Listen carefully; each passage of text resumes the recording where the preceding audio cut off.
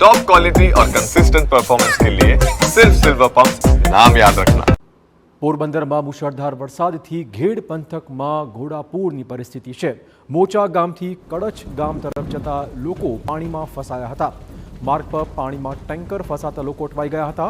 ફસાયેલા લોકોની મદદે પહોંચી હતી પોલીસ અને એનડીઆરએફની ટીમ। માધવપુર પોલીસ અને એનડીઆરએફે તમામને હેમખેમ સુરક્ષિત રીતે બહાર કાઢ્યા છે। તમામ લોકોને રેસ્ક્યુ કરી સલામત જગ્યાએ ખસેડાયા હતા। હજુ પણ એનડીઆરએફની ટીમ દ્વારા રેસ્ક્યુ ઓપરેશન ચાલુ હોવાની વિગતો છે।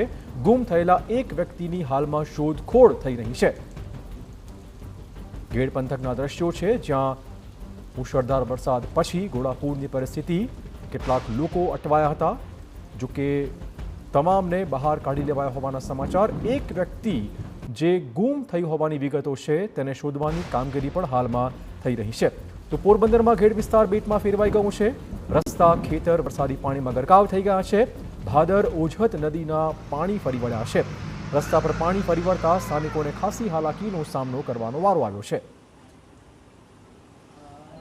એક્સક્લુસિવ દ્રશ્યો આપણા ટીવી સ્ક્રીન પર છે। પોરબંદરમાં ભાદર અને ઓઝતના પાણી ફરી વળ્યા છે। ઘેડ પંથકનો વિસ્તાર દર વર્ષે આ રીતે અહીંયા પાણી ભરાતા હોય છે। આ વર્ષે પણ ધોધમાર વરસાદ પછી અહીંયા પાણી ભરાઈ ગયું છે।